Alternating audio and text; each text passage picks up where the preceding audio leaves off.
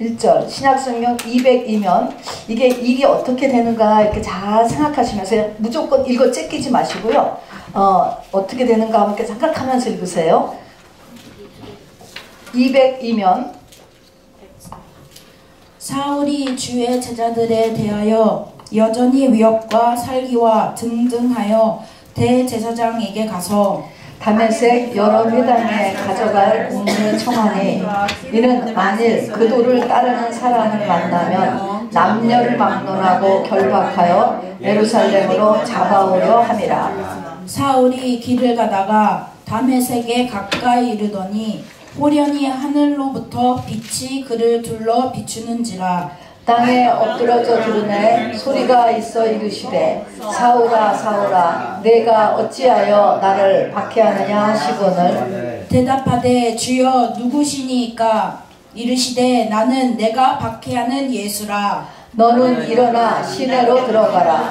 내가 행할 것을 내게 이룰 자가 있느니라 하시니 같이 가던 사람들은 소리만 듣고 아무도 보지 못하여 말을 못하고 서 있더라. 사울이 땅에서 일어나 눈은 떴으나 아무것도 보지 못하고 사람의 손에 끌려 다메섹으로 들어가서 사흘 동안 보지 못하고 먹지도 마시지도 아니하니라. 그때 다메섹에 아나니아라 하는 제자가 있더니 주께서 환상 중에 불러 이르시되 아나니아야 하시거늘 대답하되 주여 내가 여기 있나이다 하니 주께서 이르시되 일어나 집 가라 하는 거리로 가서 유다의 집에서 다소 사람 사울이라 하는 사람을 찾으라. 그가 기도하는 중이니라. 그가 아나니아라 하는 사람이 들어와서 자기에게 안수하여 다시 보게 하는 것을 보았느니라 하시거늘 아나니아가 대답하되 주여 이 사람에 대하여 내가 여러 사람에게 듣사온즉 그가 예루살렘에서 주의 성도에게 적지 않은 해를 끼쳤다 하더니 여기서도 주의 이름을 부르는 모든 사람을 결박할 권한을 대제사장들에게서 받았나이다 하거늘 주께서 이르시되 가라. 이 사람은 내 이름을 이방인과 임금들과 이스라엘 자손들에게 전하기 위하여 택한 나의 그릇이라. 그가 내 이름을 위하여 얼마나 고난을 받아야 할 것을 내가 그에게 보이리라 하시니 아나니아가 떠나 그 집에 들어가서 그에게 안수하여 이르되 형제 사울아 주 곧 내가 오는 길에서 나타나셨던 예수께서 나를 보내어 너로 다시 보게 하시고 성령으로 충만하게 하신다 하니 즉시 사울의 눈에서 비늘 같은 것이 벗어져 다시 보게 된지라. 일어나 세례를 받고 음식을 먹음에 강건하여지니라. 사울이 다메섹에 있는 제자들과 함께 며칠 있을새 즉시로 각 회당에서 예수가 하나님의 아들이심을 전파하니 그 듣는 사람이 다 놀라 말하되 이 사람이 예루살렘에서 이 이름을 부르는 사람을 멸하려던 자가 아니냐. 여기 온 것도 그들을 결박하여 대제사장들에게 끌어가고자 함이 아니냐 하더라. 사울은 힘을 얻어 너 예수를 그리스도라 증언하여 다메섹에 사는 유대인들로 당혹하게 하니라. 여러 날이 지남에 유대인들이 사울 죽이기를 공모하더니 그 계교가 사울에게 알려지니라. 그들이 그를 죽이려고 밤낮까지 성까지 지키거늘 그의 제자들이 밤에 사울을 광주리에 담아 성벽에서 달아내리니라. 사울이 예루살렘에 가서 제자들을 사귀고자 하나 다 두려워하여 그가 제자됨을 믿지 아니하니 바나바가 데리고 사도들에게 가서 그가 길에서 어떻게 주를 보았는지와 주께서 그에게 말씀하신 일과 다메섹에서 그가 어떻게 예수의 이름으로 담대히 말하였는지를 전하니라. 사울이 제자들과 함께 있어 예루살렘에 출입하며 또 주 예수의 이름으로 담대히 말하고 헬라파 유대인들과 함께 말하며 변론하니 그 사람들이 죽이려고 힘쓰거늘 형제들이 알고 가이사라로 데리고 내려가서 다소로 보내니라. 그리하여 온 유대와 갈릴리와 사마리아 교회가 평안하여 든든히 서가고 주를 경외함과 성령의 위로로 진행하여 수가 더 많아지리라. 아멘. 오늘 사도행전의 회심은 뭐하고 연결된 거냐면은 사도행전 7장의 스데반의 죽음하고 연결되어서 일어나는 일입니다. 이 사도행전에서 이 바울의 회심은 사도행전 내에서 3곳이나 기록되어 있어요. 얼마나 이 사도 바울 이것을 중요하게 생각하시면, 그래서 오늘 읽은 사도행전 9장에도 있고 22장에도 있고 26장에도 있고 이렇게 회심의 그 한 내용이 이렇게 기록되어 있습니다. 우리 바울이 어떤 사람인가 오늘 거기 있는 거, 우리 프린트에 있는 거 한번 같이 읽어보겠습니다. 여러분 집중하여서 천천히 같이 읽습니다. 시작. 나는 8일 만에 할례를 받고 이스라엘 족속이요 베냐민 지파요 히브리인 중에 히브리인이요 율법으로는 바리새인이요 열심으로는 교회를 박해하고 율법의 의로는 흠이 없는 자라. 여기서 맨 처음에 나는의 나가 누구죠? 사도 바울 얘기하는 거예요. 여기서 지금 이제 우리가 읽을 내용에 전부 다 나라고 나오는 건 다 바울입니다. 사도행전 22장에 있는 걸 한번 같이 좀 읽어봅시다. 시작. 나는 유대인으로 길리기아 다소에서 낳고 이성에서 자라. 가말리알 문화에서 우리 조상들의 율법의 엄한 교육을 받았고 오늘 너의 모든 사람처럼 하나님께 대하여 열심히 있는 자라. 내가 이 돌을 박해하여 사람을 죽이기까지 하고 남녀를 결박하여 옥에 넘겼노니 이에 대제사장과 모든 장로들이 내 증인이라. 또 내가 그들에게서 다메섹 형제들에게 가는 공문을 받아가지고 거기 있는 자들로 결박하여 예루살렘으로 끌어다가 형벌받게 하고 가는 중 다메섹에 가까이 갔을 때 오정쯤 되어 호련히 하늘로부터 무엇이가 큰 빛, 큰 빛, 큰 빛. 세상 빛하고 구별하기 위해서 큰 빛 이렇게 썼습니다. 큰 빛이 계속 읽읍시다. 나를 둘러 비침에 내가 땅에 엎드러져 들으니 소리 있어 이르되 사오라 사오라 내가 왜 나를 박해하느냐 하시거늘 내가 대답하되 주님 누구시니까 하니 이르시되 나는 내가 박해하는 나사렛 예수라 하시더라. 이렇게 하는 이제 뒷부분에 있는 것 사도행전 22장에 있는 단증을 읽었는데요. 제가 그럼 여쭤볼게요.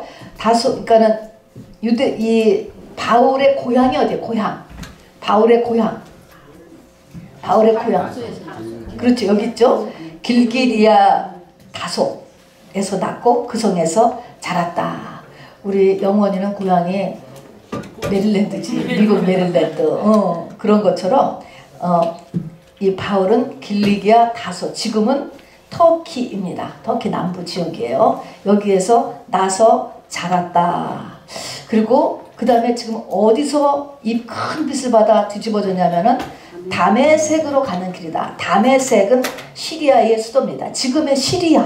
다 고엘이에요. 맨 위가 터키, 그 다음에 시리아, 그 다음에 이스라엘. 이렇게 우리가 지도를 보면 대강 위치를 이렇게 생각하면서 이렇게 보시기를 바랍니다. 자, 다소라는 곳에서 나서 그 성에서 자랐다 그랬는데 이 다소라고 하는 곳이요. 글쎄 지금 그러면 어디를 쳐야 될까?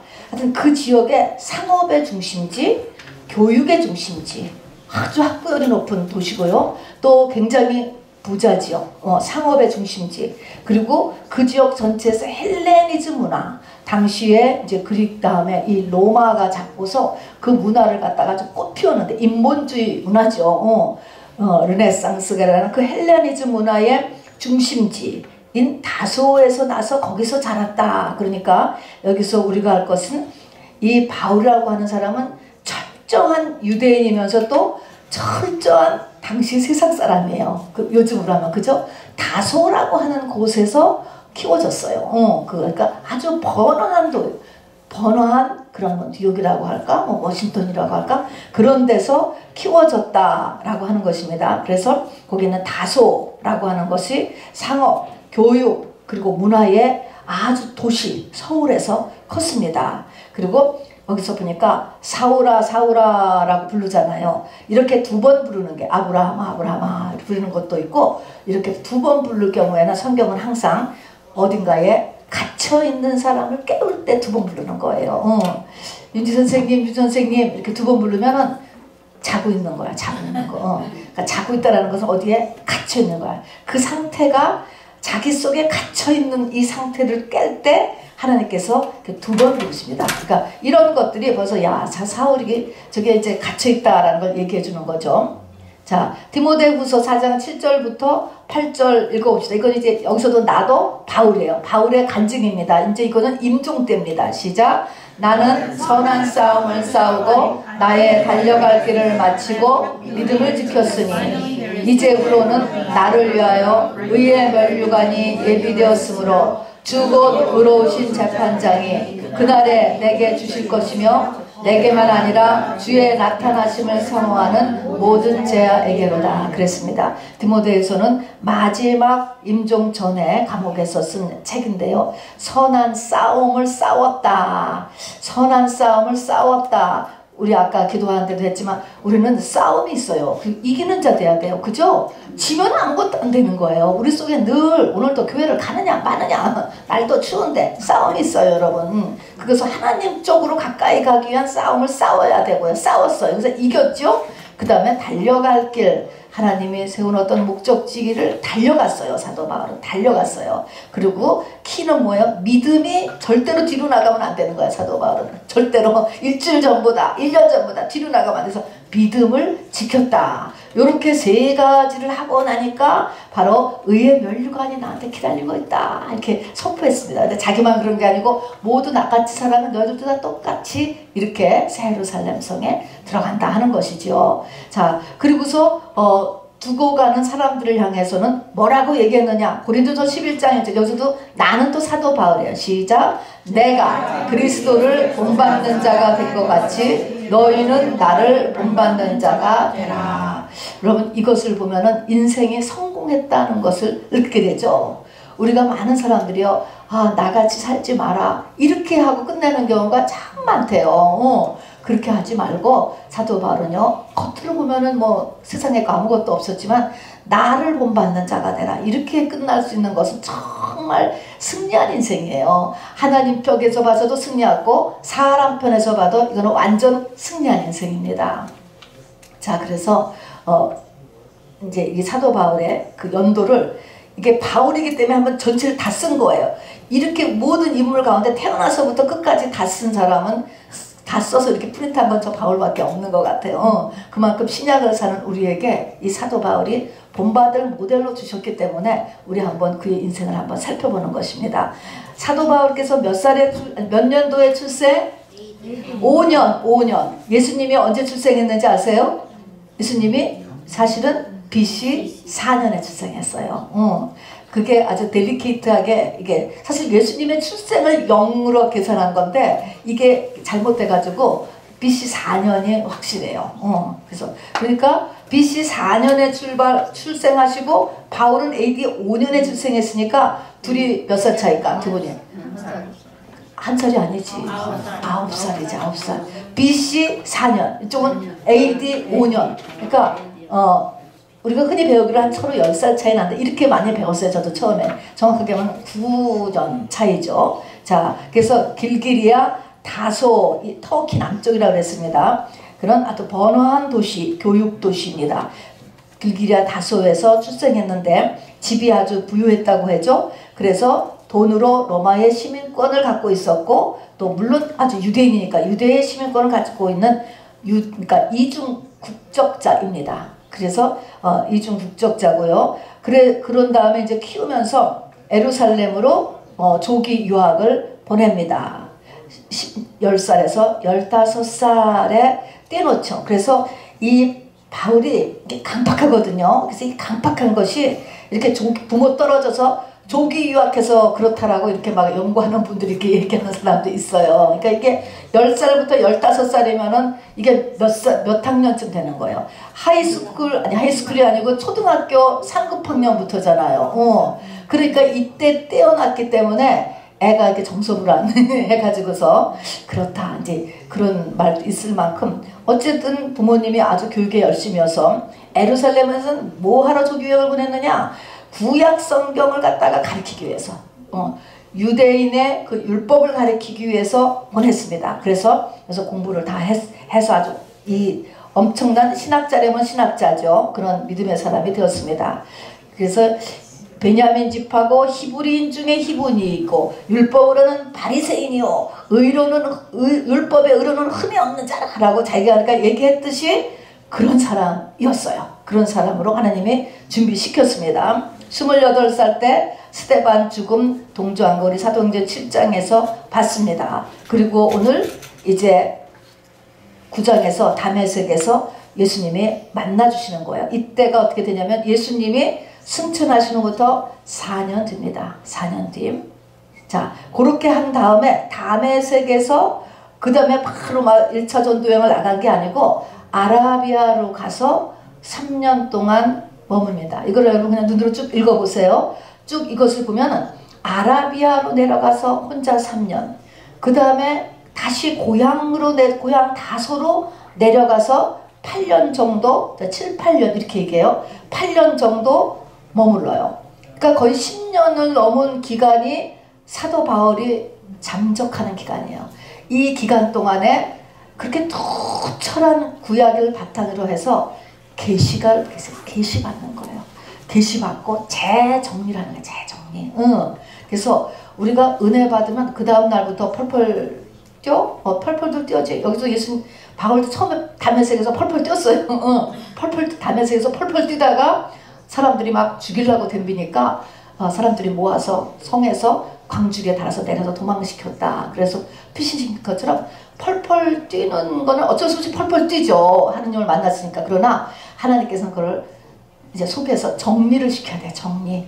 그래서 숨는 것입니다. 조용히 있는 기간이에요. 자기 내면에 도대체 이게 뭔가 라는 걸 정리해야 돼요. 자, 그래서 여기 아라비에서 3년 있고 그 다음에도 또 다시 예루살렘에 왔는데 이 예루살렘에서도 적응이 안 돼요. 적응이 안 돼가지고 형제들이 이 바울을 고향 다소로 이렇게 잘 다독거려서 내려가게 하죠. 그리고 거기서 8년 정도 이렇게 지났을 때 때가 되니까 바나바라는 사람이 바울을 안디옥 교회로 데려와서 같이 목회하자고 하는 거예요. 이런 것들이 다 하나님이 하시는 겁니다. 자, 그래서 그때가 40살이었습니다. 그렇게 해서 이제 바울과 바나바가 이 바나바가 참 이게 바울한테 귀한 사람이에요. 이 바나바가 초대교회에 보면은 자기의 재산을 팔아가지고 이 사도들의 발 앞에 놓고 이걸 부지에 써달라 이렇게 너무너무 훌륭한 게 많은 분이죠. 또 이 사람이 또 사람들이 다 바울을 경계하는데 이 바울을 끌어서 자기가 개런티를 하고 교회에서 성경 공부를 하도록 이렇게 한 분이 바나바입니다. 자, 그리고 저 바나바와 바울이 이제 같이 다니죠. 그래서 1차 전도 여행하고 또 예루살렘에 오고 그 다음에는 신라와 2차 전도 여행을 하고 또 예루살렘 오고 또 3차 전쟁을 하고 예루살렘에 오고. 여러분 이것을 보면 우리가 저는 이 선교에 대해서 잘 모르지만 말입니다. 이것을 보면은 저는 선교의 어떤 원칙 같은 걸 봐요. 어디 갔다가 예루살렘으로 다시 오고, 예루살렘이 모교회거든요. 예루살렘에 왔다가 또 이 선교여행 또 갔다가 다시 예루살렘 오고 또 선교여행 갔다 다시 오고 이런 것이 필요해요, 여러분. 그러니까 사도 바울이 1차 여행, 2차 여행, 3차 여행에 대해서 계속 돌아다닌 것이 아니고요. 와서 메인 교회에 와서 충전받고 전하고 기도받고 이런 것들이 반드시 필요합니다. 모철치가 이게 모철치. 그래서 예루살렘 온 것입니다. 그렇게 하더니 바로 53세부터는 가이사라 감옥에 갇혔습니다. 가이사라는 이스라엘 내에 있는 그 지중해 연안에 있는 항구 도시예요. 이 바울이 돌아다닐 때마다 이 가이사라를 항상 이렇게 통과해서 가요. 항구 도시니까 거기에 감옥이 있었대요. 그래서 그 감옥에 2년 동안 구금됐다가 그 다음에 로마로 이송되죠. 로마 시민권자이기 때문에.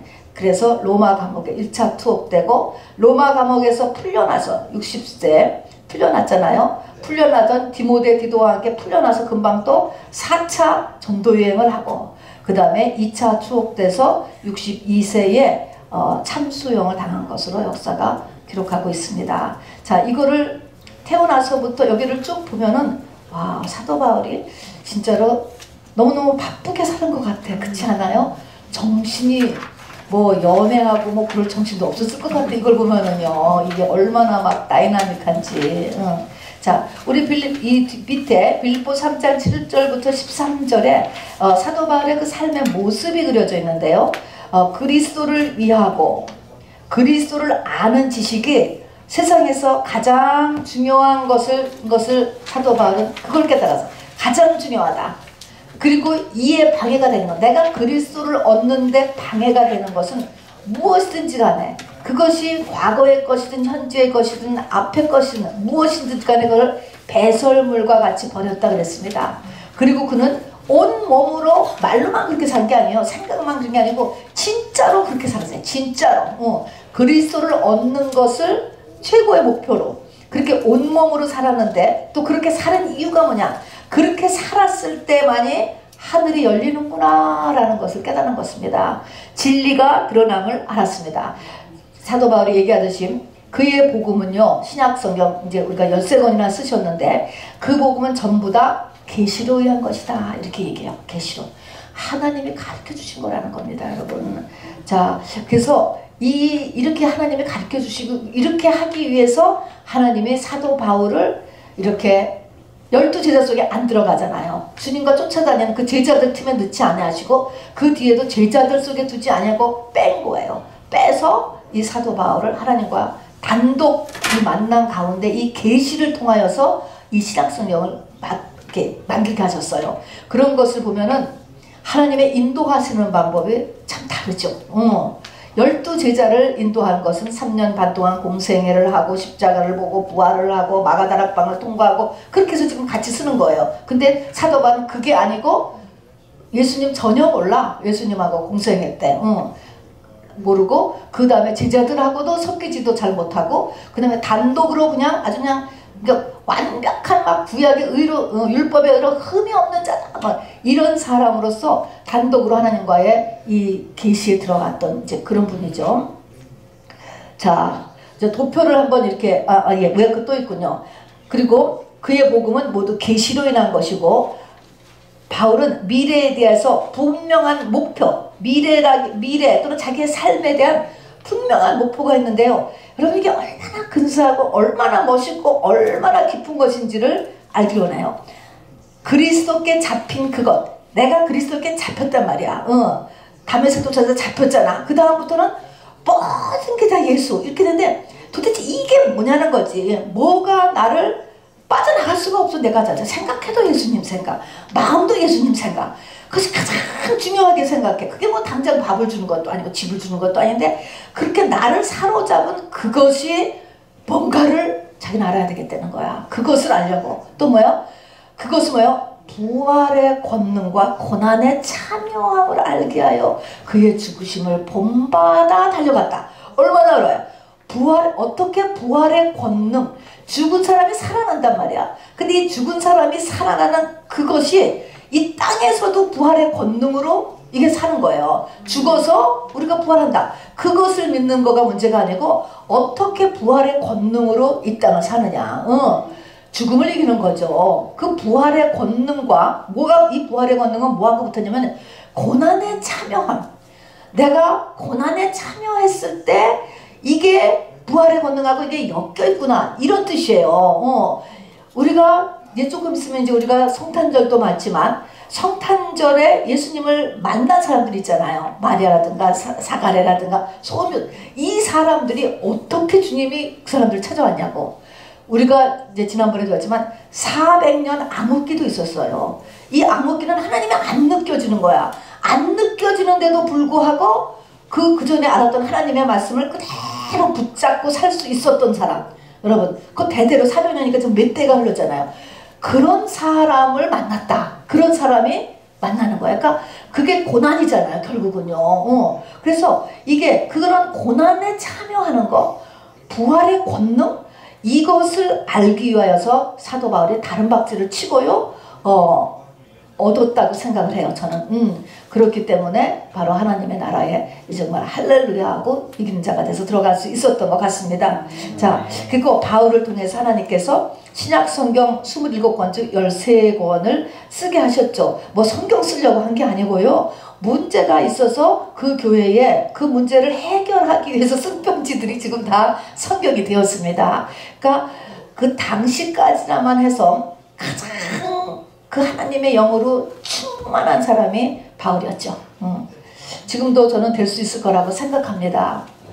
자, 그래서 도표를 한번 보세요. 도표. 그 도표를 쭉 맨 처음에 이렇게 앞에 1페이지를 한번 보니까 이 사도 바울은 로마의 시민권과 유대의 시민권을 가지고 있었다 그랬습니다. 그리고 길리기아 다소라고 하는 데서 는 태어났지만, 거기가 터키인데 그쪽에서 태어났지만 유대인, 철저한 유대인 집안이었습니다. 그렇기 때문에 이 바울은 우선 투 랭귀지, 히브리어도 하고 그릭도 하고 헬라어, 그리스 말도 하고 또 라틴 말도 했다고 하죠. 공부를 열심히 했기 때문에. 그래서 랭귀지를 두 가지를 완전하게 할 수 있었고요. 두 개의 문화를 가지고 있었어요. 그래서 15살까지 그냥 한글 학교를 엄청나게 다닌 것처럼 15살까지 그 가마리알 문화에서 유대인 학교를 그냥 철저하게 다녔잖아요. 그래서 히브리 문화에 대해서 아주 다 알고 있고, 히브리 문화는 이제 유대인 문화를 얘기하는 것입니다. 히브리 문화도 알고, 그 다음에는 또 거기가 바로 로마의 중심지가 되는 그런 다소라는 곳에서 또 있었기 때문에 또 거기서 로우를 공부했죠. 그 세상적인, 당시의 세상적인 이것에 대해서도 완전히 알고 있었어요. 여러분, 이런 것이 굉장히 중요해. 이런 것이. 자, 그래서 이것 때문에 후에 다문화권 속에서 일할 수 있었고요. 또 근데 이렇게 다문화권에서 일할 수 있었던 것은 바울 자체가 우선 이 문화를, 이쪽 문화도 경험하고 이쪽 문화도 갖고 있었어요. 여러분, 문화를 내 거라고 할 수 있으려면 뭐가 있어야 되는지 아세요? 언어입니다. 언어. 여러분, 언어를 못하면 그 문화권에 들어갔다고 할 수 없어요. 그 언어가 참 중요해요. 그러니까 한국 문화를 하려면 한국 언어를 해야 되고, 미국 문화를 쪽에 들어가려면 미국 언어를 거의 퍼스트 랭귀지로 할 수 있어야지 되는 것입니다. 그래서 이 언어가 굉장히 중요합니다. 자, 그래서 이게 이 두 문화를 갖고 있었기 때문에 이 1차 전당부터 4차 전도 여행까지가 이게 가능했던 거예요. 가능했는데 가서 그러면은 그 나라 문화를 더 익혀주고, 그러면 뭐 로마의 문화를 해주고 히브리의 문화를 다 인커리지 시켜주느냐, 그런 게 아니고요. 사도 바울의 전체 4차 사역까지 보면은 어떤 지역의 문화도 아닌 독특한 하나님 나라의 문화를 만들어 갔다는 것입니다.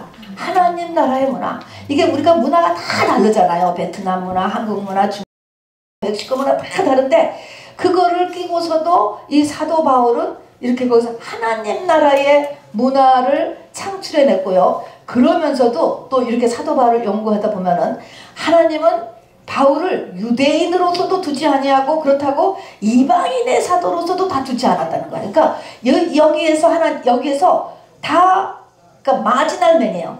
여기도 안 속하고 저기도 안 속하고, 두 쪽에 다 속하기도 하고 두 쪽에 다 안 속하기도 하고, 이렇게 만들었어요. 그러니까 개인적으로 보면 어떻게 보면 굉장히 외로울 수 있죠. 한국 사람도 아니고 미국 사람도 아니에요. 그렇게 만들어서 하나님, 그렇게. 그래서 양편 모두에게서 하나님은 일부러 바울을 분리시켰었어요.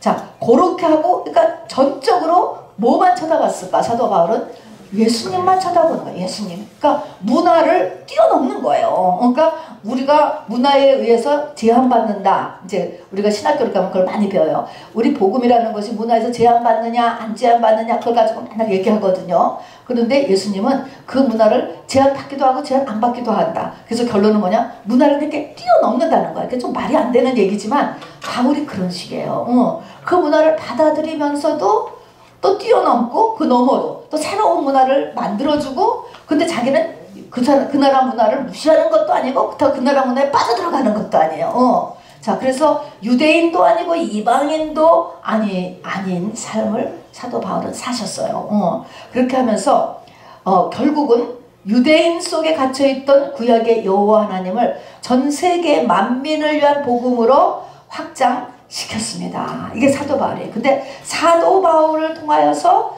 바로 세계 만민을 위한 복음으로 이렇게 길을 다 놓게 하고 이 구약과 이제 모든 것을 이 헬라어로 다 번역하게 하고 이런 일을 하나님께서 하셨는데 그 배경이 뭐냐? 그 배경이 뭐냐면 알렉산더가 그냥 그 이론을 다 제패했어요. 세계를 다 제패했다 그래가지고 알렉산더가 다 제패해놓고 그 다음에 또 알렉산더의 장군들이 쌈질 하다가 로마가 다 제패해가지고 더 제패했어. 그래서 로마 얘기는 세계로 하면서 로마가 다 가는 거야. 그럼 로마가 가는 거를 따라서 누가 같이 갈까? 복음이 같이 움직이는 것입니다, 여러분. 그러니까 사실은 이게 알렉산더가 세계를 제패했고 그 다음에 로마가 세계를 제패했고 역사에서는 그것만 배우는데 하나님은 그거가 중요한 게 아니고 거기에 누구를 실어보내는 거예요? 바울을 실어보내야 돼요. 바울을 실어보내기 위해서 마치 그것을 타고 이렇게 돌아다녔습니다. 자, 그래서 이 바울은 율법의 의론은 흠이 없는 자라고 감히 주장할 수 있었어요. 그러니까 굉장히 율법적인 사람이에요. 그러니까 마음에 안 들면은 죽여버렸다 그랬잖아요. 이게 지금 이단 예수를 믿는 자들을 죽여버린다 하는 것입니다. 그만큼 아주 그냥 확실한 사람이지. 완벽주의지, 완벽주의.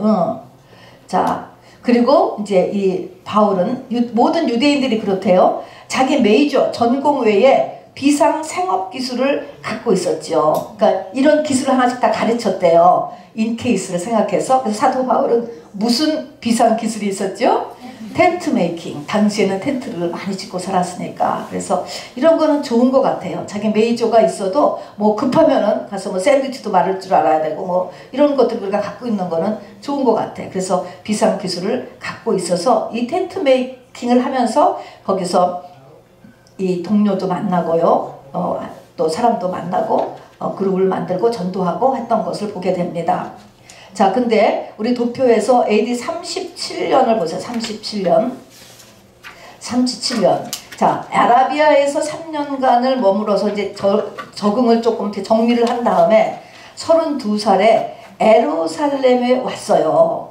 에루살렘에 왔는데 여기서 또 예수는 그리스도다라고 하면서 막 펄펄 뛰고 이렇게 다니니까 한쪽에서는 저 사람은 우리를 잡으러 온 사람이다. 그 믿을 수가 없다. 그러니까 속는 거다. 우리를 잡으러 온 사람이야. 그래서 싫어하고 또 어떤 사람은 저 말을 진짜로 믿는다고 이렇게 한다면 저 사람도 똑같이 미친 사람이다. 그래서 이렇게 하고 그리고 또 사도들하고도 안 맞아. 이게 전부 다가 안 맞아가지고 거기서 이 바울을 그냥 여기서는 주의 형제들이 그랬습니다. 거기서 그래도 이렇게 좀 마음이 따뜻한 사람들이 하는 것이죠. 사도 바울을 다독거려서요 고향으로 좀 내려가시라고 보냈어.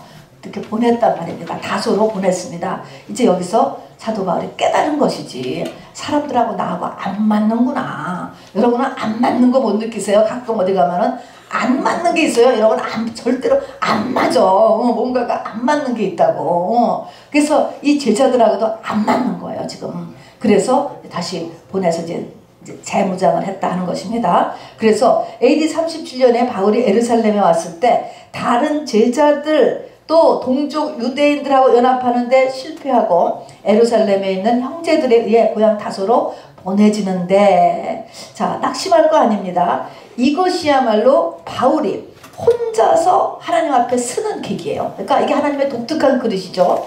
바울이 스스로 이방 선교. 자, 이분은 어떻게 하면서 이게 이 하늘을 열어가냐면 선교를 하면서 열어가는 거예요. 저도 이렇게 목회를 하면서 하나님에 대해서 열어가요. 그래서 여러분한테 감사하고 하나님께 감사하죠. 하면서 기름 부음이 임하는 거예요. 여러분은 성경 공부를 하면서 기름 부음이 하지만 저는 또 준비하면서도 임하거든요. 그래서 이방 선교를 하면서 바로 계시가 임하는 것입니다. 그래서 이 스스로 이방 선교와 계시를 통하여서 이렇게 신약 성경 13권을 쓴 거예요. 이게 하루아침에 뚝딱 다 쓴 게 아니에요. 이게 바울 머릿속에 다 있었던 게 아니에요, 여러분.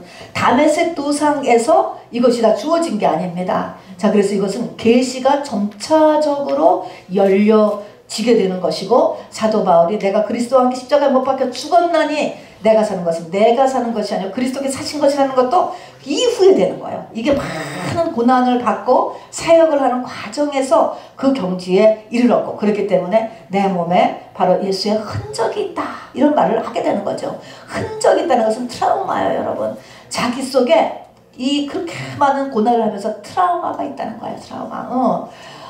정말 어떻게 생각하면 정말 눈물 없이는 못 보죠. 이분의 이 사는 것을 보면은. 자, 그래서 이것이야말로 바울이 스스로 이방 선교를 하고 계시를 통하여서 대바울로 성장할 수 있는 계기가 되었습니다. 그러니까 이 12사도와 그 예루살렘 교인들이 사도 바울을 하고 말이 안 통한 것이, 말이 안 통해서 사도 바울이 떨어져 나갔단 말입니다. 그러나 그것으로 인하여서 사도 바울이 우뚝 선 바로 하나님의 사도고, 성경을 이렇게 13권, 다른 사람들은 한 권이나 2권 정도만 쓰잖아요. 근데 13권이나 쓰고, 그것도 예수님하고 공생의 3년 반 십자가 부활을 겪지도 않은 사람인데 그렇게 했다라고 하는 것은 이거는 굉장한 그 놀라운 거지요. 사도 바울이 얼만큼 정말 저는 컨센트레이션 했을까 싶어요. 하나님 앞에. 그렇게 하늘을 정말 맹렬히 쳐다봤기 때문에 이 일이 일어났을 것이라고 보여집니다. 자, 우리 갈라디아, 그래서 특정 예루살렘 중심의 기독교도 아니고요, 이방인 중심의 기독교도 아니고요, 어떤 특정 지역에 멈춰진 기독교가 아닌 인간의 영적 필요가 있는 곳을 향해 나아가는 복음으로 성장시켰어요. 이게 신약 성경이에요. 그래서 신약 성경은 미스테리 같은 게 참 많이 있어요. 사실은 보면요.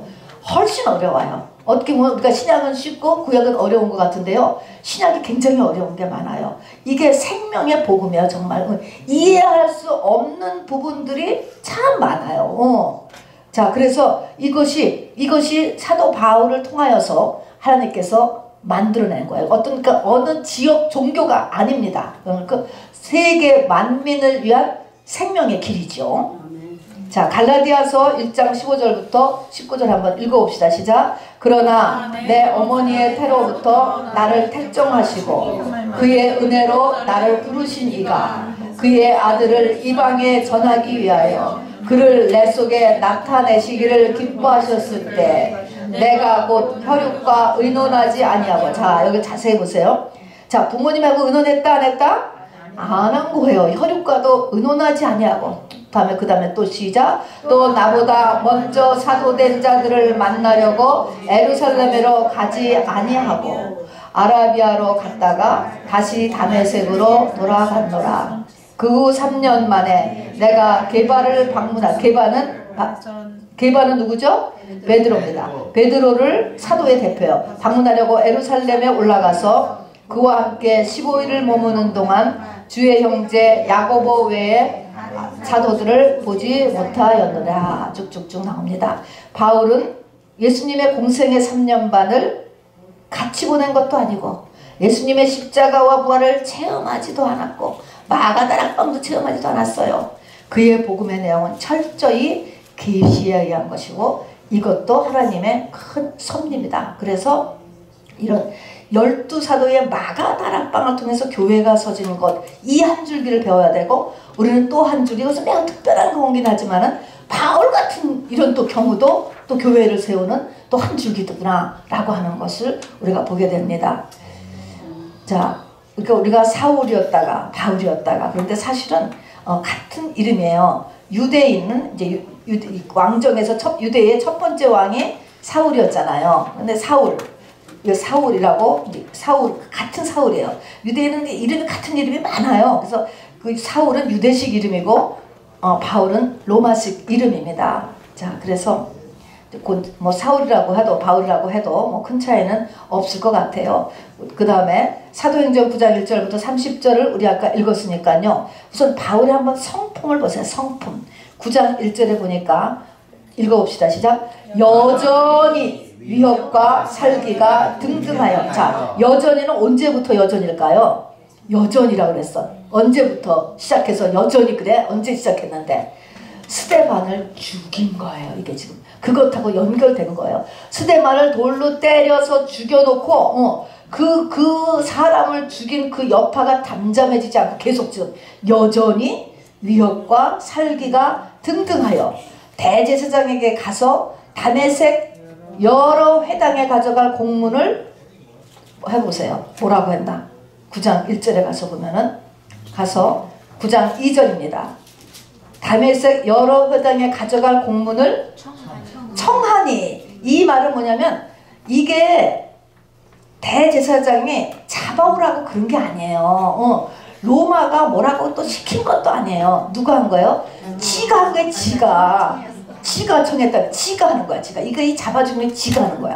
그것도 살기가 등등해가지고서 씩씩거리면서. 그래서 가져갈 공문을 자기가 가서 대제사장에 가서 신청해가지고서 이제 다메섹은 벌써 이게 좀 다른 지역인데 예루살렘은 아니고 다른 지역, 다른 도시까지 그냥 다 지금 다닌다는 거예요. 뭐 뉴저지도 가고 그냥 뭐 샌프란시스코도 가고 그냥 하면서 여러 대해서 공문을 청하니. 그래서 이 예수 믿는 사람을 예루살렘으로 잡아오려 함이라. 누가 시킨 것도 아니고요. 시킨 것이 아니고 혼자 이러는 거예요. 그래서 스데반을 죽인 후에도 이 바울은 이 예수 믿는 것을 마음이나 말로만 반대한 게 아니라 행동으로 반대했어요. 그러니까 이 사람의 특징은요, 이렇게 뭐라 그래야 될까? 그냥 확실한 거야. 완전한 행동파, 완벽주의, 끝내주는 그 행동파. 자기가 해야 돼, 실제적으로. 행동파.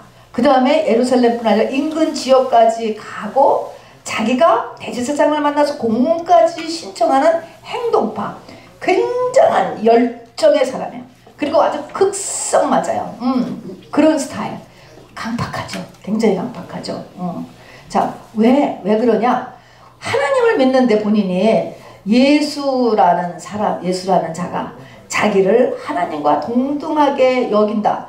이거는 신명기서의 거듭, 신성, 모독죄라는 거야. 반드시 너는 그를 쳐 죽일지라 계속 나오거든요. 그러니까 그런 사람은 쳐 죽여야 된다는 거예요. 말씀에 따라서 이렇게 철저할 수가 있어요. 아주 엄청 철저한 거죠. 막 살기와 위협이 등등하고 실제 나가서 죽였단 말입니다. 그리고 그것을 더 합법적으로 하려고 대제사장한테 공문도 받아다가 합법적으로 잡아다가 죽이려고 하는, 이렇게 아주 열심인 사람이에요. 열심인 사람. 그리고 성기는 얘라고. 그렇죠. 그리고 또 갈라디아서 3장 13절에 보면, 뭐 이것도 이 구약에 있는 말씀이지만, 십자가에 죽은 사람은 율법의 저주를 받은 자라는 거죠. 저주로 죽은 사람을 왜 쫓아다니느냐. 살아났다고. 십자가 달려서 처형 예수라고 하는 사람이 죽은 것은 저주받아 죽은 거야. 저주받은 사람을 무슨 메시아라고 쫓아다니느냐. 절대로 아니다는 거죠. 그래서 스데반을 죽인 것은 정당하다, 당연하다, 이렇게 생각했어요. 이런 사람이 이제 다메섹 도상에서 공문을 받아가지고 말을 달리고 가다가 빛이 맺다. 이러니까 얼마나 속이 헷갈리겠어요. 속이 지금 이렇게 꽉 확실하게 생각해요. 확실하게. 스데반을 죽인 거는 확실해. 예수는 반드시 예수 믿는 사람들은 다 없애야지 돼. 그것이 율법에 맞는 것이고 그렇게 해야 돼. 확실하게 믿었다고. 근데 빛이 아까 보니까 하늘로부터 빛이 쫙 임했다 그랬는데, 빛이 어디에 임했을 것 같아요, 여러분? 빛이 이렇게 쫙 내려왔어. 자, 빛이 이렇게 쫙 임했대. 여기 보니까 오정쯤 12시쯤 빛이 쫙 임했는데, 빛이 어디에 임했을까? 전주님 어디에 임했을 것 같아? 그래요. 보면은 물론 온몸에 임하고 뭐 눈에 임해서 눈이 멀었다. 근데 엄밀히 말하면 성경적으로만 이 빛은요, 마음에 임하는 것입니다. 마음에 비춰지는 거예요. 그래서 어두운 데에 빛이 비추라 말씀하셨던 그 하나님께서 예수 그리스도의 얼굴에 있는 하나님의 영광을 아는 빛을 우리 마음에 비추셨느니라. 그래서 이 빛은요, 마음에 비춰지는 거예요. 지금도 우리가 설교를 통하여서요, 하나님의 빛이 우리 마음에 비춰지기를 바라요. 빛이 내 마음에 비춰지는 그 빛을 가지고 생기라고 하는 거예요. 그걸 생명이라고 하는 거예요. 그걸 성령이라고 하는 거예요. 그게 비춰져야 내가 무슨 죄를 졌나가 보여져요. 깜깜하면 안 보여. 그러니까 불이 깜깜하다는 게 아니고 내 마음에 빛이 없는 거예요. 그러면 안 붙여져. 우리가 오늘 7번째 가늠하지 말라 주에 아유 나는 그런 자 하나도 없어 이렇게밖에 안 되는 거예요. 그래서 이 빛이 마음에 비추어졌을 때 내 첫 번째는 빛이 내 꼴이 비춰지는 거예요. 내 꼬라지가 비춰지게 되고 또 이것을 통하여서 아 그럼 내가 이렇게 부족하구나 잘못했구나 라는 것을 깨달았을 때 그것은 나에게 어떤 생기가 되고 생명이 되고 힘이 되는 것입니다 여러분.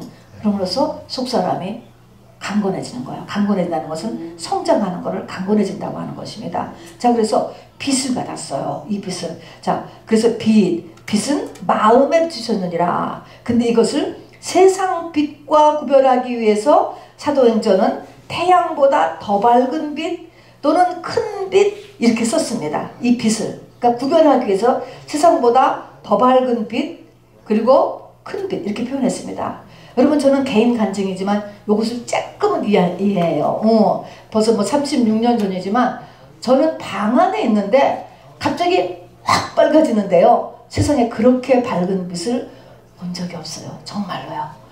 그래서 왜 이렇게 갑자기 밝아지지? 내가 이렇게 느꼈거든요. 근데 이런 건데 나도 그때 생각 하나도 몰랐으니까 보면서 아 그게 하나님의 임재였구나 라는 것을 느끼죠. 그리고 신학교 가라. 그런 음성을 들었는데 그 음성이 사람이 듣는 지금까지 들었던 귀로 듣는 그 음성하고요. 이 거리가 다른 것 같아요. 이상해요.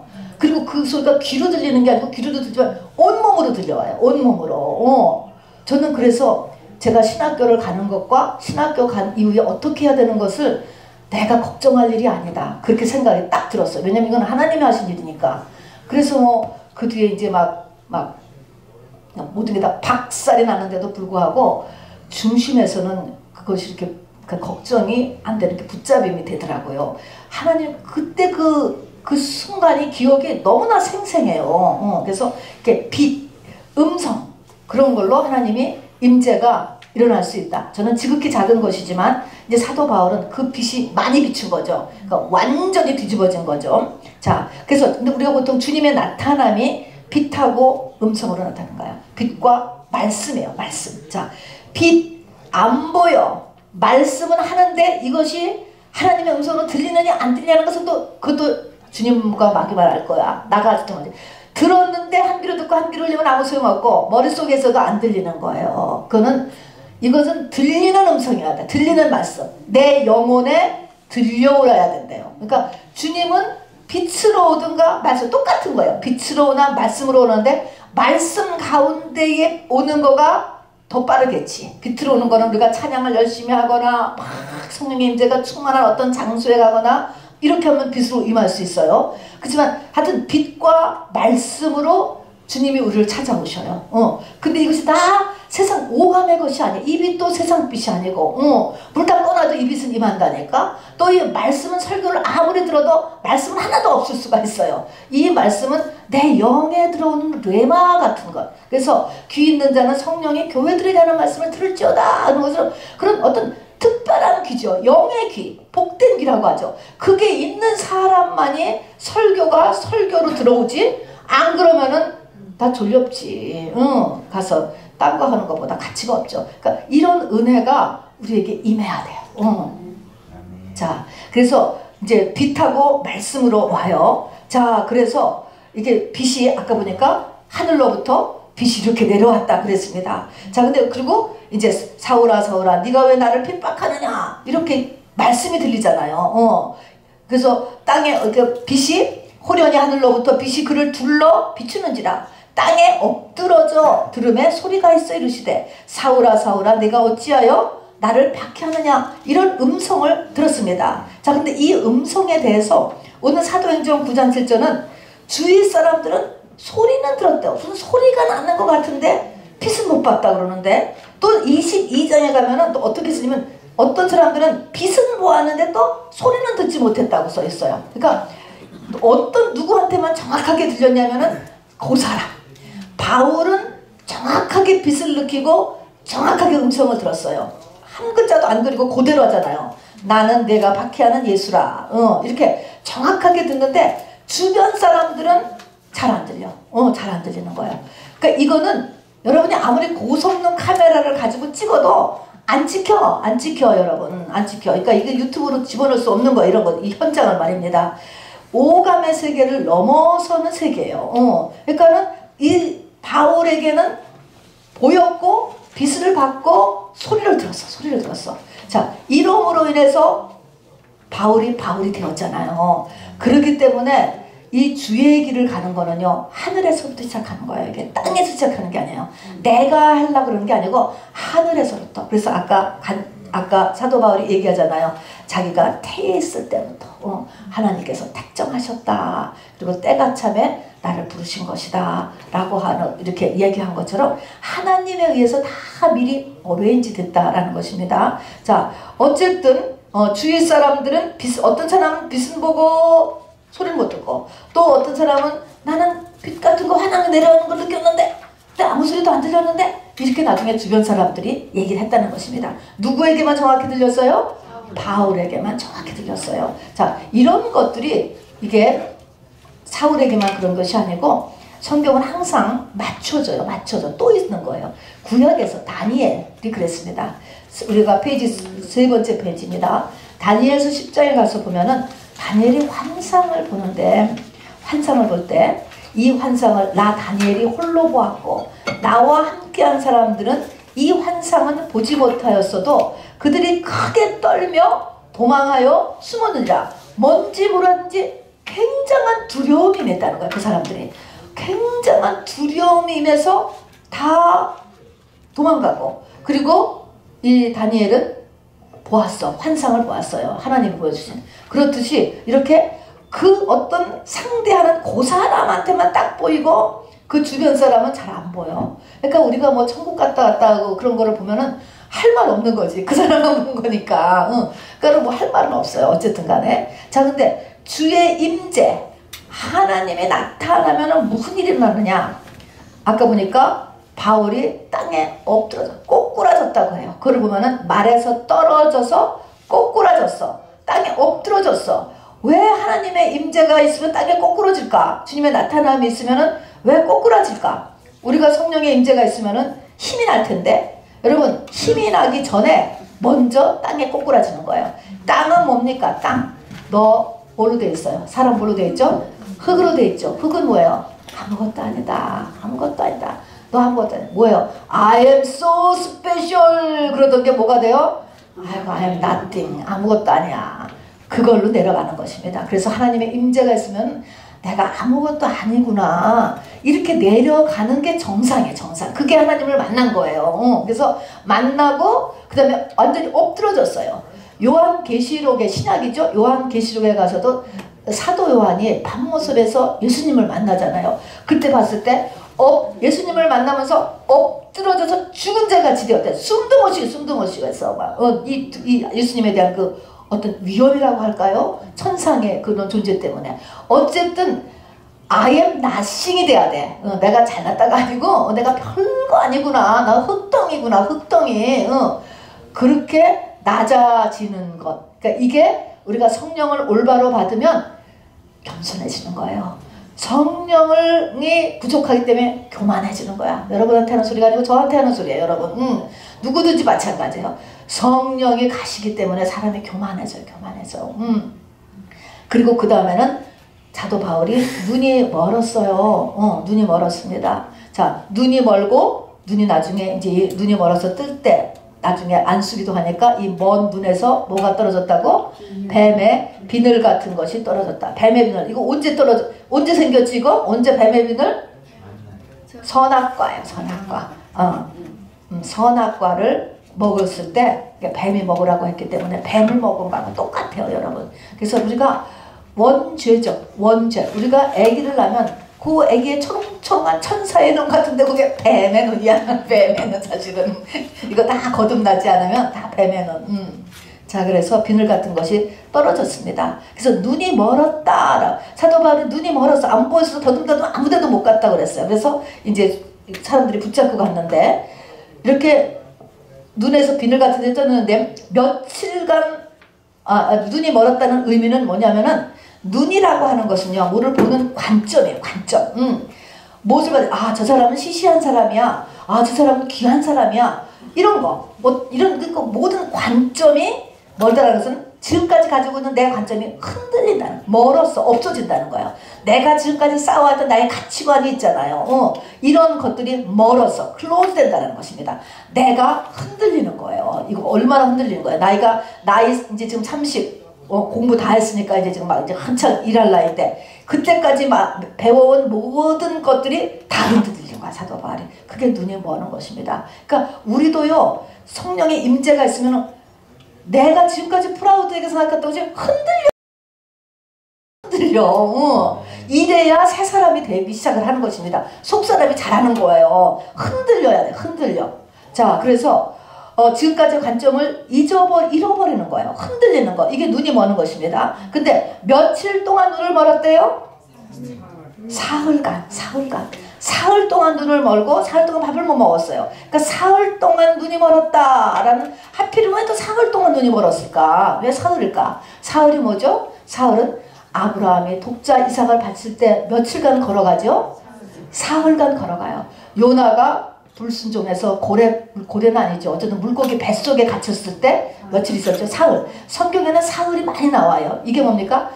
죽는 기간이지. 죽을 것 같이 괴로운 기간이지. 아들을 자기 손으로 죽여야 되는 그런 입장. 너무 고통스러운 거죠. 물고기 뱃속에 먹혀서 지금 이 위산이 나오고 있는 상태는 요나가 얼마나 괴로웠겠어요. 지금 사도 바울이 너무 괴로운 거야. 지금 막 이게 도대체 뭐냐 이거지. 막 사도 바울이 강팍하고 완벽한 사람이 막 속에서 원자폭탄이 지금 터진 거잖아요. 이게 사흘이야, 사흘 동안. 그래서 이 사흘 동안 눈이 멀었다 그랬습니다. 그리고 6번에 보면 구약에 정통했던 바울은요, 이렇게 환상, 천사, 또 빛 이런 것을 다 알고 있는 사람이에요. 그러니까 다니엘서에도 보면은 환상이 얼마나 많이 나옵니까? 천사도 얼마나 많이 나와요. 또 창세기 1장에 빛이 있으라 하시면 빛이 있었고 다 알아요. 그러니까 초자연적인 존재가 나타났구나, 이걸 깨달은 거예요. 그렇기 때문에 누구시냐 하고 물어본 것이지요. 누구시나이까 이렇게 이제 묻습니다. 자, 그래서 주여 누구시나이까, 이거는 이제 이때의 주는 당시의 존칭어의 주예요. 진짜 나의 구세주라는 의미가 아니고 그냥 존칭, 사람의, 그러니까 존재에 대한 존칭의 주예요. 도대체 누구십니까? 이렇게 물어본 거죠. 무슨 가브리엘 천사가 왔나, 또 뭔가 뭐가 나, 어쨌든 간에 누구시나이까 이렇게 물어봤더니 답이 뭐라고 나왔어요? 기가 막히게, 나는 네가 박해하는 예수라. 예수 죽었잖아. 분명히 죽었는데 몇 대 나타난 거야 도대체. 어떻게 도대체. 그리고 스데반 생각이 났을 거예요.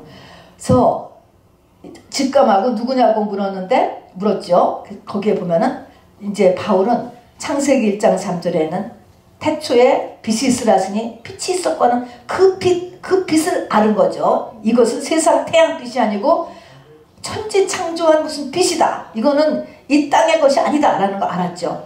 충격이죠. 사흘 동안 완전 그 내면에 원자폭탄이 터진 바울은 이제 사흘 동안에 뭐를 깨닫느냐.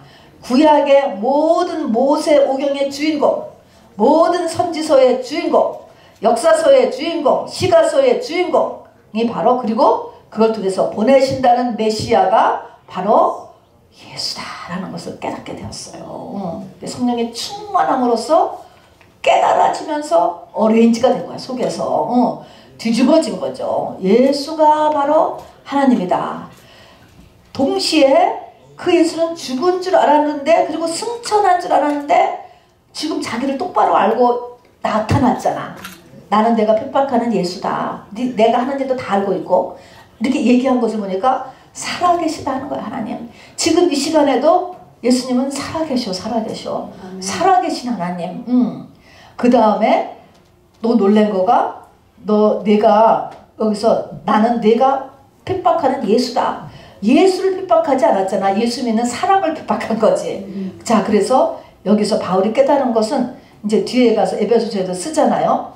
이 땅의 성도가 예수 그리스도의 몸이다. 그리고 교회가 예수 그리스도의 몸이다. 이것을 깨닫는 거예요. 겉으로 보면 안 보이지만 영으로 보면은 영의 머리는 하늘에 있지만 그 지체로 이 땅에 우리가 작은 예수 다 성령 받았잖아요. 그게 다 예수인 거야. 다 예수. 그러니까 예수 믿는 사람은 한 영혼이 천하보다 귀하다 이런 말을 할 때 그 한 영혼은 성령 받은 사람 또 성령 받을 사람을 얘기하는 거예요. 안 그러면 고깃덩어리야 사람도. 고깃덩어리 짐승에 불과해. 그러나 저 사람이 성령 받을 사람이고 성령 받은 사람이라면 천하보다 귀한 거야. 그 한 사람이. 자, 그래서 이제 이걸 깨달았어요. 그리고 또 깨달은 게 뭡니까? 자기 동족에 대해서 생각을 한 거예요. 자기 동족 유대인들은 모두 나와 같이 그런 눈먼 상태로 지금 있잖아요. 근데 동족에 대한 큰 부담을 사도 바울이 갖게 되죠. 자, 이런 것들을 깨달았으니 사도 바울이 이게 얼마나 속에서 원자폭탄이 터졌겠어. 이 갈등을 정말 하늘하고 땅이 이렇게 바뀌는 것 같잖아요. 저도 은혜 받고 나서 일주일 동안은요, 내가 걷는데 걷는 감각이 없더라고. 이게 진짜 땅인지 하늘인지 모르겠다는 게 딱 하늘을 이렇게 내가 다 이렇게 걷고 있는 건지 딱 이렇게 구름도 아니고 내가 거꾸로 있는 건 진짜 그런 것 같아요. 이게 속이 확 완전히 뒤집어지니까요. 가치관이 완전히 변하잖아요. 제가 생각해도 저는 동으로 뛰던 사람이 서로 뛰기 시작해서 그 다음부터 진짜로 참으로 부족하고 미약하나마 한 번도 저는 되돌아서지 않고 그냥 계속 뛰고 있는 중이에요. 근데 그 상태가 얼마나 충격인지 그런 상태 어떻게 이런 상태가 있을 수가 있는가 하는 것입니다. 그게 빛으로 인해서 이렇게 된 것입니다. 그래서 다메섹 도상에서 그런 일이 있은 다음부터 이제 8번 보니까 그 다메섹 도상 사건 후에 즉시 어떻게 했냐면 사흘 지난 다음부터 바로 사도 바울은 즉시로 각 회당에서 예수가 하나님의 아들이심을 전파하니 바로 예수가 메시아야, 예수가 하나님이야, 이걸 얘기하고 다녔어요. 그러니까 이제 사람들 사이에 난리가 난 거지. 저게 가짜다 진짜다 쇼다 막 하면서 막 난리가 났습니다. 자, 어쨌든 모든 하나님의 일과 하나님의 사명은 하늘로부터 시작되는 거. 이걸 만든 이가 하나님이시잖아요. 그리고 이제 아까도 얘기했지만 이방인을 위한 나의 택한 그릇이다. 그러니까 벌써 이방인 사도할 거를 벌써 알았잖아. 아직 사도 바울 자기가 뭔지 모르잖아. 근데 하나님 벌써 아시고 그렇게 벌써 이렇게 얘기를 해놓으셨잖아요. 그러니까 이 하나님의 일은 창세 전에 내가 태어나기도 전에 하나님에서 예정되는 거예요. 그리고 그 성장 과정도 보니까 이 사도 바울을 그렇게 완벽하게 그냥 율법 교육을 시켜놓은 것도 하나님의 예배하심이에요. 또 조금 여유 있는 가정에 태어나서 이렇게 로마의 시민권을 가지고 있고 또 유대인의 시민권도 있고 로마의 시민권도 있어서 양쪽을 왔다 갔다 하면서 살 수 있는 것도 또 하나님이 하신 배려예요. 모든 것이 준비 과정입니다. 자, 그 다음에 이제 아나니아 예수님께서 아나니아한테 환상 중에 나타나요. 아나니아도 예수 믿는 사람이에요. 그래서 아나니아한테 바울을 갖다가 이제 올 테니까 안수를 해라 이제 얘기를 했어요. 근데 이 아나니아를 찾아갔을 때 예수님과의 환상 중에 대화를 하는 게 나옵니다. 네, 어떻게 얘기하냐면 바울은 이건 예수님이 얘기하는 거예요. 내 이름을 위하여 뭐과 뭐에게 전하기 위하여 택한 나의 그릇이라. 여러분 9장 15절에서 한번 찾아 써주시기 바랍니다. 누구를 위해서 하나님의 택한 그릇이죠? 첫 번째가 이방인과 그 다음에 임금들과 그 다음에 이스라엘 자손에게 전하기 위하여 택한 나의 그릇이다. 그래서 첫 번째가 이방인 사도입니다. 여러분 우리도 여기 해당되잖아요. 사도 바울은 4차에 거친 전도 여행을 그렇게 하는 거예요. 가서 다 온갖 족속들을 다 만나잖아요. 그래서 이방인 선교, 첫 번째가 이방인 선교, 그 다음에는 임금들이 나옵니다. 그래서 사도 바울은요 별나게 높은 사람들을 많이 만나요. 뭐 대부분 청문회, 조사받기, 죄수 이렇게 만나긴 하지만 이상하게 높은 사람들을 많이 만나요. 임금들, 그 다음에 이스라엘 자손, 동족에 대한 부담을 갖고 있습니다. 그래서 끝까지 바로 이스라엘 동족을 위해서 기도하고 글 써놓고 그렇게 돌아가셨죠. 주의 재림 때 이제 이것은 응답될 것입니다. 이스라엘 자손은. 자, 근데 아나니아는 솔직하게 예수님께 바울에 대한 거부감을 표현한다. 바울이 올 테니까 안수기도 해줘라 그렇게 했는데 바울에 대한 거부감을 나타냅니다. 아나니아가 대답하되 주여 이 사람에 대하여 내가 여러 사람에게 듣사온즉 그가 예루살렘에서 주의 성도에게 적지 않은 해를 끼쳤다 하나이다. 여기서도 주의 이름을 부르는 모든 사람을 결박한 권한을 대제사장들에게서 받았나이다 하거늘 주께서 이르시되 가라. 이 사람은 내 이름을 이방인과 임금들과 이스라엘 자손들에게 전하기 위하여 택한 나의 그릇이라. 이렇게 설명을 하니까 아나니아가 마음이 금방 변해져 가지고 바울에게 주의 형제 바울아 이렇게 금방 달라집니다. 자, 어쨌든 예수님은 무조건 이 아나니아에게 너 바울이 오면은 안수해줘 이렇게 명령한 게 아니고 이유 없이 그런 게 아니고 이렇게 설명해 준단 말이에요. 우리 부활하신 주님은 이렇게 우리에게 이렇게 친구같이 설명해 줍니다. 자, 그래서 아나니아의 안수 기도로 바울의 그 멀었던 눈이 열려졌어요. 바울의 눈에서 비늘 같은 것이 벗겨지고 그래도 이렇게 볼 정도로 눈의 시력이 돌아왔고요. 그 다음에는 또 아나니아를 통해서 세례를 받고 그 다음에 음식을 먹음에 강건해졌다. 이렇게 끝나는 거예요. 자, 여기서 우리가 신약에 들어와서 참조를 해야 될 거가 안수, 세례, 음식 먹는 건 우리도 알죠. 우리 고깃덩어리는요 음식 먹어야 힘 생기는 거예요 여러분. 굶어 죽어. 그러니까 밥도 먹어야 돼. 항상 먹어야 힘이 생겨요. 근데 그거 먹는 건 우리 알고 있어. 그런데 안수라고 하는 것과 세례라고 하는 것을 우리가 참조로 알아두길 바랍니다. 자, 기독교에서는 두 가지의 예식만 있습니다. 무슨 식과 무슨 식이 있죠? 성만찬 예식과 세례식입니다. 그리고 이 세례식은 뭐냐면 기독교의 입교 의식이에요. 그러니까 세례는 예수님도 직접 세례를 받으셨잖아요. 세례 요한에서부터. 그렇게 함으로 인하여서 그냥 초대교회 때부터 내가 내 의지로 나 이제 예수 믿을 거야. 이런 사람에게 행하는 의식이에요. 그러니까 이렇게 세례를 했다고 해서 그 사람이 성령 받은 건 아니에요. 그러나 내 의지로 내가 하나님을 믿겠습니다 하고 이렇게 내 의지로 나와서 세례를 받은 사람은 성경의 약속은 죽기 전까지 성령이 반드시 그 사람을 챙겨간다라고 하는 약속이 있어요.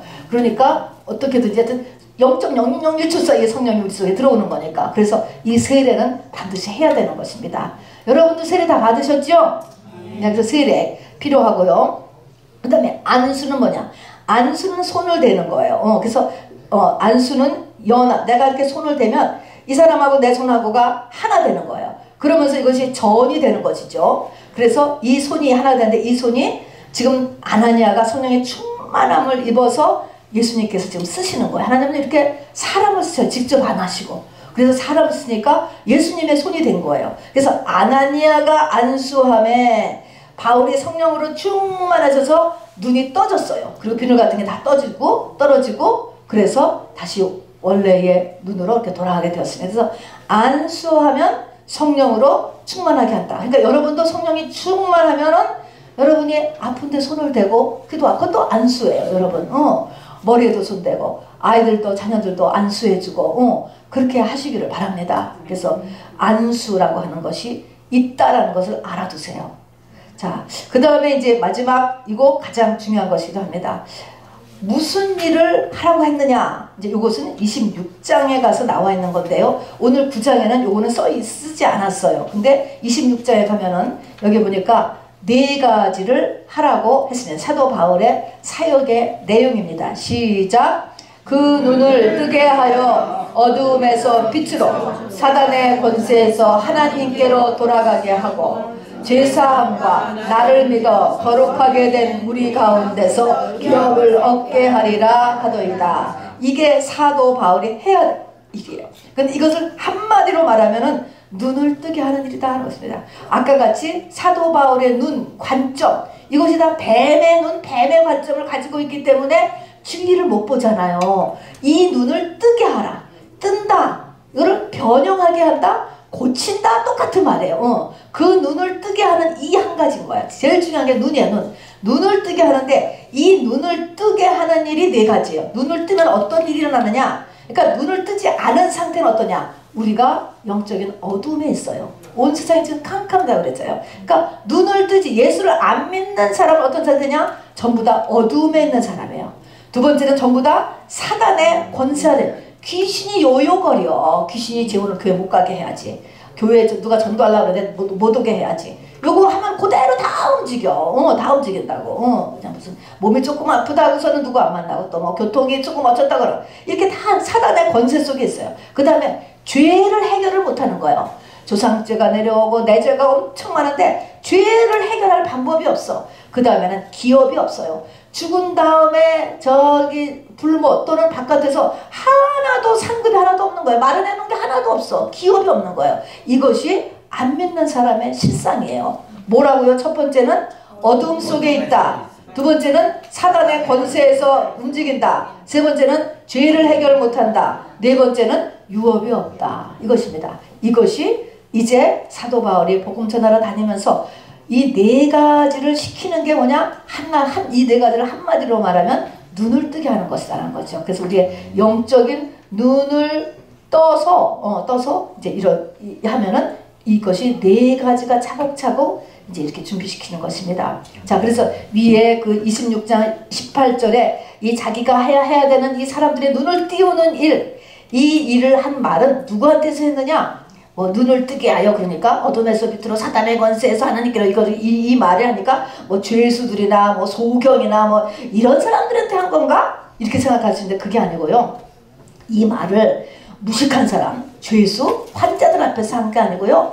당시에 아그리빠 분봉왕과 로마의 베스도 총독의 요구로 인하여서 갖게 된 바울의 청문회에서 한 거예요. 그러니까 이때의 이 청문회 할 때 모습을 보니까 아그리빠 왕과 그의 부인 버니게는 완전히 아주 화려한 옷과 위험 있는 옷으로 위를 베풀고 쫙 이렇게 폼을 잡고, 그리고 천부장과 높은 사람들이 다 모인 가운데서 지금 바울에게 너 무슨 일이 있었는가 얘기해봐. 이렇게 얘기하라고 하는 거야. 이 사람은 감옥에 넣을까 말까. 왜 그러고 다녔어. 이렇게 물어본 거야. 그것에 대해서 사도 바울이 이제 자기가 회심했던 다메섹 도상에서 얘기 플러스 거기서 예수님이 나한테 무슨 일을 하라고 시켰다. 이거를 다 얘기했어요. 이렇게 다 얘기하니까 거기 있던 베스도 총독님께서 뭐라고 아주 단언하면서 아주 확실하게 뭐라고 얘기했어요? 바울아, 내가 미쳤도다 그랬습니다. 여러분, 그렇지, 바울아 내가 미쳤도다. 정말. 그랬더니 바울이 또 뭐라고 대답했습니까? 미친 것이 아니라 참되고 온전한 말을 하나이다. 아, 이런 거 보면요, 참 할 말을 다 하잖아요. 사도 바울이 할 말을 다 해. 내가 참되고 온전한 하나이다. 이렇게 성경에 써 있어요.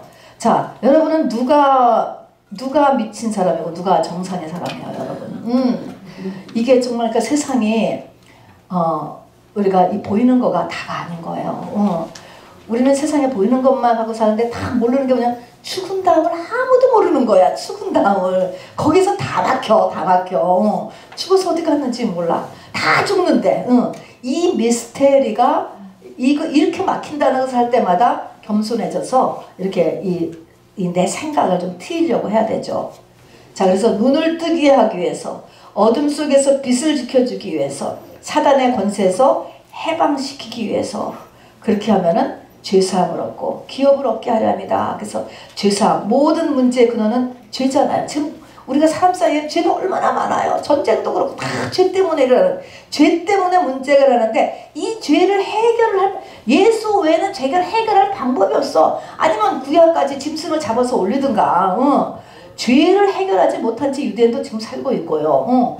우리들도 죄를 해결하지 못하면 문제가 빙글빙글 도는 거예요. 이것이 없어지지 않고. 자, 그래서 문제의 근원은 죄고, 그래서 기업을 얻게 하려 함이라. 기업이라는 것은 유업, 내세의 나한테 스테이터스죠. 내세의 상태를 얻게 하기 위해서. 그리고 이것은 꼭 지금도 속사람의 성장 상태를 나타내는 것이기도 합니다.